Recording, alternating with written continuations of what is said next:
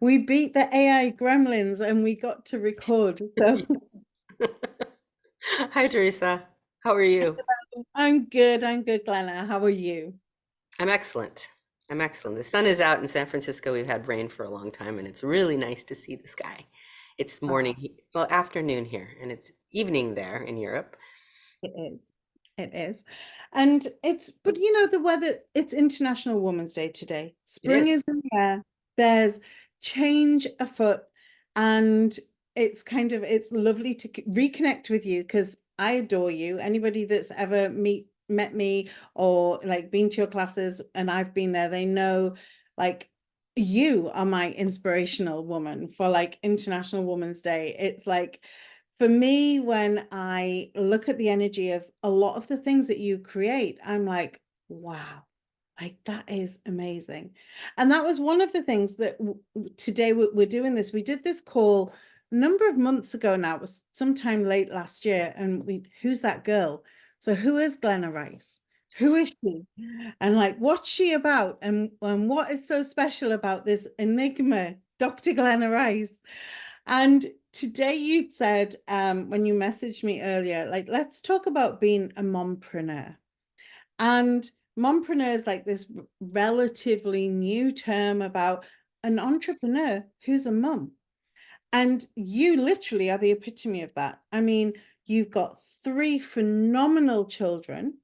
You while having your children, you became a doctor, you've built your own business, you're a single mum, you have created this dynamic life that is like truly, truly inspiring. So um hello, mompreneur, Dr. Glenna Rice. Thank you for joining us today. And tell me what is your inspiration for being the dynamic, creative business mompreneur that you are? Hmm. What is my inspiration? I don't think I've ever been asked that. But I'm just grateful for everything you just said. I'm like, wow, that's me. I don't see myself through your eyes. What would it take? What would it take? That's just beautiful. Thank you for all of that. Um, I know that when I was now my kids are adults now. They're not. I'm not a mom of children. My youngest is 20 now, so they're all well done. But when I was pregnant years and years ago with my oldest, I didn't want my life to stop.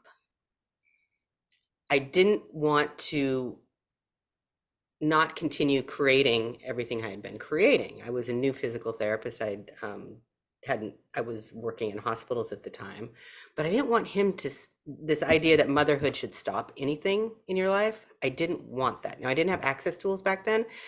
So I just kind of went with it and did way too much with not a lot of ease because I didn't have those tools of all of life comes to you with ease and joy and glory. I didn't have that in my head yet. Um, but it was that demand in my world that I think really changed it. You would hear about, and then when I, years later, I became a single mom. Their dad, my ex, what kind of, let's say, walked out. But anyway, the marriage ended, and now I was a single mom. And then you hear all these crazy things about how bad it is to be a single mom and how your income goes down and blah, blah, blah, blah, blah. And I did have access tools then. And I just made a demand like, no matter what it takes, my life is going to be greater than I can imagine. Um, and I had been creating that way anyway, but just it took a muscle to not buy into the stories that this reality puts out there about being a single mom with kids and well, obviously a single mom with kids, but single mom and having a financial struggle. That was what I demanded wasn't going to occur in my future, and it's been pretty successful. I've had my moments of financial insanity, and I've got business tools and money tools and so many things to get myself out of it, so I don't buy into that kind of oppressive story that's out there about motherhood and business. There's just a different possibility, but you have to choose it. You really have to make the demand. And I had been doing it, so like I remember I started my private physical therapy practice doing my specialty fascial work, the energetic manual therapy. I started it pregnant with my youngest. So being in business and making babies has been something I just was what my life was, and I was going to create it greater than this reality said you could. I love that. So that maybe my inspiration was just not being a stereotype. Yes, let's break the mold. It's time for something different. And what's really interesting as you're talking and about building that muscle and being that demand. And as let's just, not that I want to stereotype, but just say as a man in this world, so say, a successful gentleman, if you're a successful gentleman and you wanted to create multiple other businesses, everybody would be like, yes, go for it. Like, that's amazing. But as a woman, as an independent woman who then has children, there's often this, sometimes it's quite a subtle subconscious message, and sometimes it's like a slap in the face, like, what about your kids? If you travel and you do this, what about your kids? Who's going to look after your kids? What are you teaching your children by not being there? And I'm a mom too. I've got 4 kids, and I know that for me, Incredible it's, move. thank you. But especially with my daughter, and well, even with my son, like my youngest are almost 16. They're 16 in a couple of weeks. And having them see me travel and see me do things that aren't the stereotypical mom roles, but actually doing something different, that that really inspires them. And even the other day, my daughter said to me, come on, mom, we can do this. We're strong, independent women. And she wanted to build a wardrobe. So we just got on with it, and she was building stuff. And it's like, to hear my 15-year-old say, we're strong, independent women, mum, we can do this, I was like, I got something right. And having said that, a lot of my motherhood tools I did actually get from you, from attending, well, you and the Tools of Access Consciousness, attending your Conscious Parents, Conscious Kids class, attending your Business Done Different classes, and your body classes, both the 3-day classes and your amazing energetic manual therapy fascial work. All of those things, they all, there isn't any separation. So yes, they all might be their own separate entities and their own separate creations, but they all contribute to each other. And children don't have to be this like sucker thing that's like draining you dry. Actually, if you embrace them and you like, what can you contribute to me? I think one of the greatest things that you'd ever said to me when my kids wanted something was like asking them, well, what can you do to create this? And including them in the creation of what they would like to have in their life. And so that is empowering them while I'm still growing and finding who I am. Still don't know who I am. I keep changing every 10 seconds, want something different all the time. But to see you, like, I remember meeting you for the first time, and your youngest daughter was quite young still at the time, and seeing what your children have chosen. Even you've got a great story, which I'll let you tell, about your son and his computer games and what he does now. And Mm. a lot of mums or parents, not even just mums, a lot of parents would not have allowed their child that freedom of space to find them. So do you want to quickly My share? my computer story, my Oh, controversial computer point of view, or yes. kids games, playing on games. Yeah. Yeah. So I think he was about 13, and people were really giving him a hard time because it was like Nintendo something. I don't know. Game Boy. Game Boys. He was into it. He was into it. And he came to me, and I had just kind of new to the access tools, but really getting how they contribute to changing anything and everything. And this point of view that having joy in what you do is a wrongness, like that pervasive reality that there is, like, you have to work hard and be structured and fixed points of views, and instead of being like, what brings you joy, what is this creating, what is this creating for a future, and looking at everything you're doing as a contribution to a greater future. And he came to me in tears, which, he didn't do often. It was a few times in his life has he ever been that intense with me. And he goes, Mom, this is the funnest thing I do. I love playing this game, and everybody is telling me it's wrong and I'm wrong for doing it. And he was tearing up. And I made a choice that day that I was not going to be one of those people.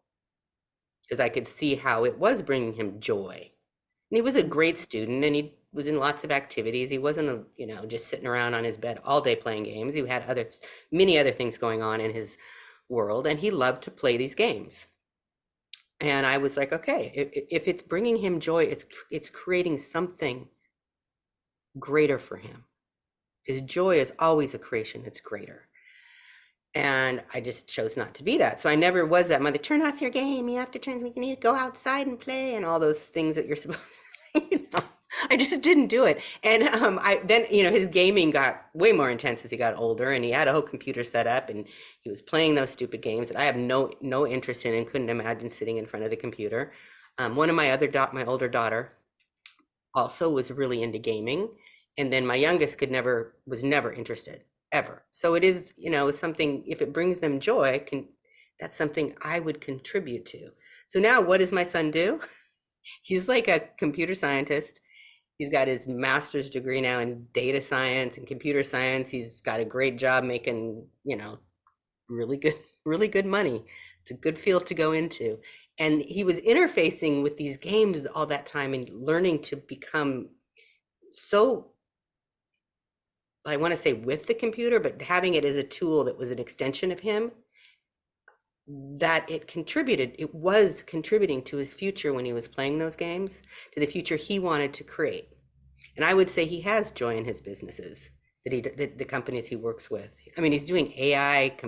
I don't know. I can't even, it's not my thing. I do bodies. I got my doctorate in bodies, not in computer science, but it was, to look back and when I was making this choice to be different and unique as a parent, to be a different parent and to choose to contribute to the creations that contributed to their future and brought them joy, and not be the other kind of parent you're supposed to be willing to be seen as a wrong, bad parent. And looking back now and seeing what my choice was creating for him. And it was like you had to go up against a lot of points of views. You still would if you had that point of view. Lots of points of views out there.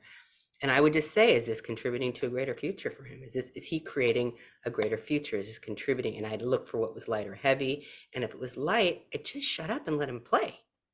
Yeah. Sometimes I'd check in, hey, your body may want to do something else. Do you want to get up and da da da? Can you check in with your body and see how it's doing? And he would. He got it. He knew. He wasn't, unaware. It was something, yeah, the tools work. Choice works, choice creates, and it's only in 10 seconds. I could have changed my point of view anytime. It's kind of cool Yeah, though, because that's like the story of your son, but also like one of your other daughters, she's an incredible graphic designer, artist that again does digital art and things that comes from you having that space for them. And I think there's two parts to this. There's the fact that you as a mum, while creating your business, allowed your children that space to find what brings them joy. And then, so you may have had resistance from other people. I know, like people project, oh, why are you letting your kids play on the computer? Or why do you let your kids do this, that, and the other? Like in general, people project at parents, especially at single usually. parents, because single parents are perfect prime target practice for some. Yeah, so much judgment. It's so cool. How can it make us more money? Yeah, exactly. So to go beyond that, while creating your business, your children created the businesses that they've moved into through the joy of play. And that kind of brings me to one of the things I want to talk to you about today, which is business, but business done different, because that is the epitome of being the mompreneur that you are, and of the amazing mother and parent and role model that you are, is that you bring so much joy to the things that you do. You have a way of asking me a question, of asking people in your classes a question, that opens up a space where you have more awareness, where people can choose something different. And that comes from business done different, which is one of the classes that you teach, is the 3-day Joy of Business class. And your question is, you just said all Well, these wonderful things about me, and I'm kind of flummoxed.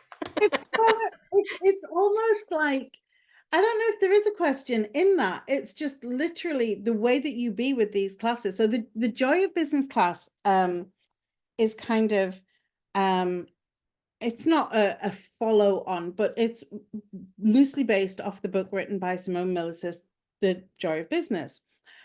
Um, and often when I talk to people about doing, oh, like there's a 3-day business done different class, it's amazing. And they're like, well, why would I take a business done different class? I can read the book. Mm. But the book Mhm. and the class are very different. Well, they So, both came from the same, like they both were inspired from the same places. Like Simone Milasas, who's the founder of Joy Business, who created much of this, was unique in her way of doing business, is that she had a joy in it, just naturally. That's how she created business. And Gary Douglas, at the time the founder of Access, co-founder now, let her know that you are unique. You have a joy of business. And she goes, don't most people? And he's like, no, they don't. So the Joy of Business book, which was written a few years back, was from how she did business differently, from this joy. The class comes from years of Access classes with Gary, speaking about business, talking about creating your financial reality, and how you create and what you bring to businesses that is unique to you. So it's, the Joy Business book is like a starting point, and if you're intrigued by it, it's to go more. It's not a prereq, but kinda in a way. It's a place. I mean, highly recommend get that book if you have questions about business. It's just to look at it so differently. I mean, just the idea that you look at creating what you love from the joy of it, not from the hard work of it, is just a 180-degree flip on how this reality works, which is what I was talking about with my son and me. I remember my first time in my private practice getting a patient and doing the body work and the changes in them and having them walk out of my office. And I just was like, oh my God, I get to do this. Jumping around my office by myself, pregnant with my youngest, and just being amazed at what's possible, that people were going to pay me to do something I love to do. Um, and what do people even ask? What do you love to do? What is fun for you? What is joyful in your life? And to create, and there's so many points of views about business, like the hard work being what's valuable. Just like with kids, like giving up your life for them is valuable, which is the most insane, Mhm. crazy point of view we have. Like, what child wants their parents to give up their life for them? I know I never did. And the idea that you should work hard for everything, like give your life up for your company or your business, is just as crazy. Your business should be something that brings you joy, inspires your life, creates a joy of living every day. It contributes.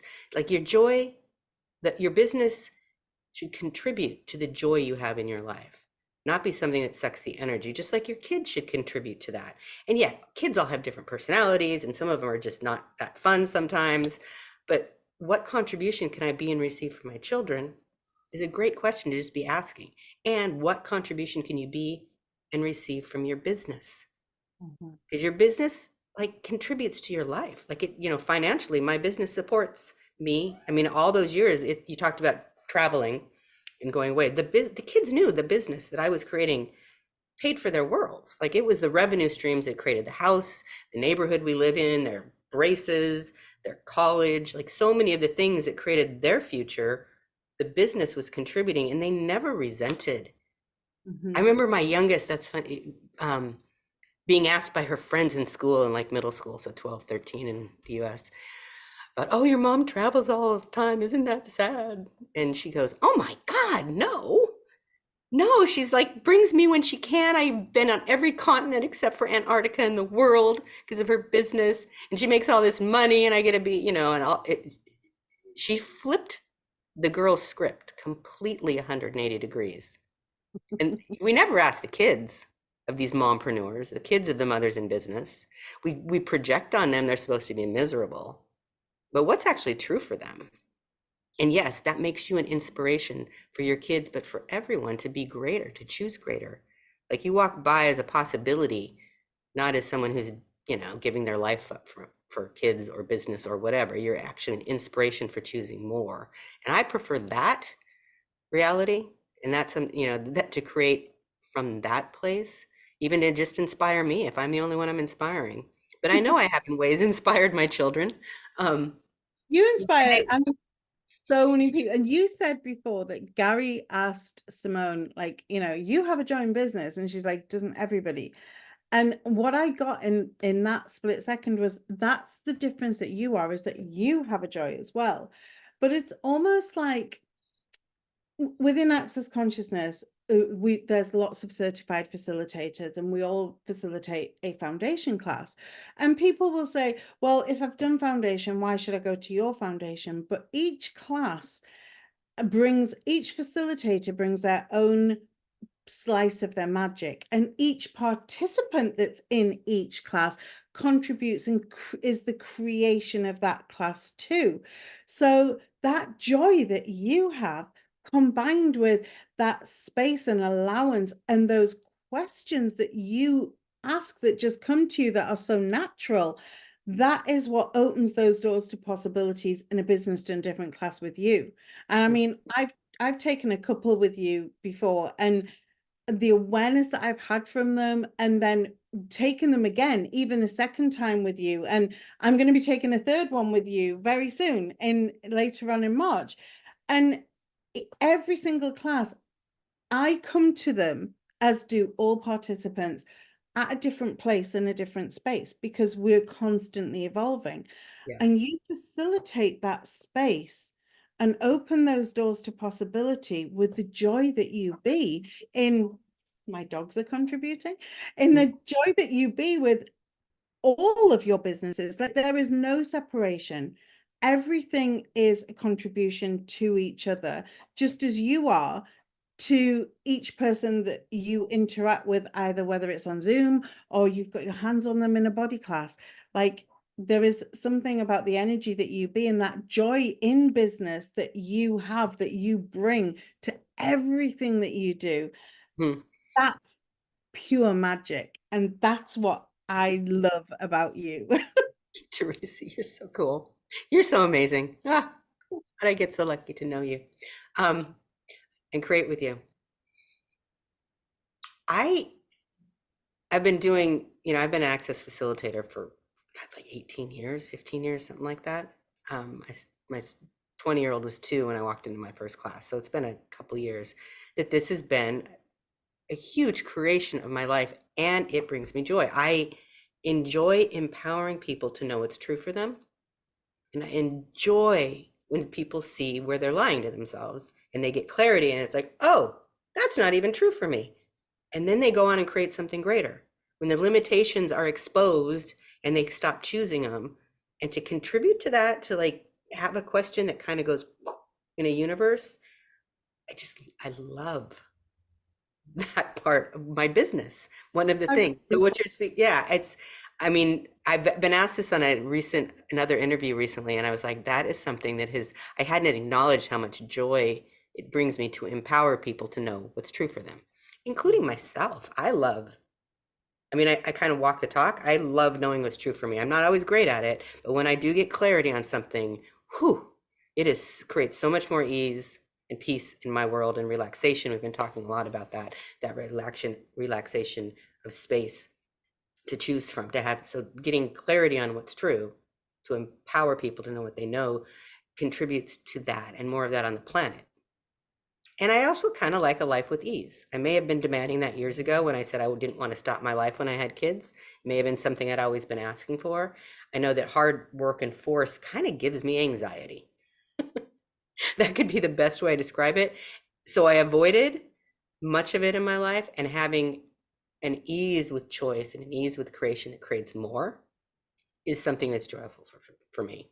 Um, Well, you talk about being that demand, and before you even did Access, and one of the taglines of Access Consciousness is empowering you to know what you know. exactly. Yeah. And I think that's almost like an unspoken rule that you live by. I think you've been choosing that since before you started integrating the tools of Access, but that's almost like the underpinning of your whole facilitation and way of living, with business, with your family, with your kids, with your class participants is, how can I empower you to know what you know It and what? always It always creates more. I mean, in all these years, every time I've seen anyone being knowing what's true for them, being empowered by what they know, what's true for them, not what's been projected on them, what the society or culture tells us, when it creates greater. It may just create a smile on their face that they almost don't want to admit they just smiled about it because it was so bizarre that that was what's actually was true. But it creates greater, which is also fun for me. Creating less isn't very fun. I don't know who thinks that's fun, but people do it all the time. Creating greater is cool. Maybe they just don't know, and they need to come to a business in different class, one of your other classes. You're good. If you don't know, you don't know till you know. But once you know, you can't go back. It's Mm. like then it's moving forward and creating something different. Um, you know, I could sit here and talk to you about this all day, and I actually get that there's room for a Who's That Girl Part 3, where we talk about what it is to empower somebody to know what they know and to even go beyond, because often we're not told, or we're disempowered to believe other people's, their projections and their points of view. So we grow up thinking that what we know is what we know, but actually it belongs to somebody else. And Mm-hmm. that's something that you have great awareness with, and I love to hear the way you speak about that. So watch this space, guys and girls, because we may even have a part 3 We of might Who's have a That part three. Girl. Yeah. You can't really An exciting empower. time. Oh, I was just going to say, you can't really empower someone to know what they know. They have to choose it. And that's where the fun is, when people choose. When I can bring a question or a possibility to their world and they can see something, they can choose to see something different and they go for it. Yeah. Yeah. Part 3. Okay. We'll do it. We'll just do a whole 3-part series of Who's That Girl? I love it. Who is that girl? Who is Teresa? Who is Uh, Teresa Finnegan? who's Glenna? Who's Glenna Rice? So, um, thank you so much. If anybody's interested in any of the classes that you facilitate, they can find you on the Access Consciousness website or on your own website. I'm sure we can put a link in this to somewhere when we're sharing it. Yes. And thank you again. I've enjoyed, you and I could sit and talk for hours. Yes. We I, sometimes do. we do. It has been known. So thank you so, so, so much. I adore you. And let's do this again soon. Yes. Adore you too. Thank you.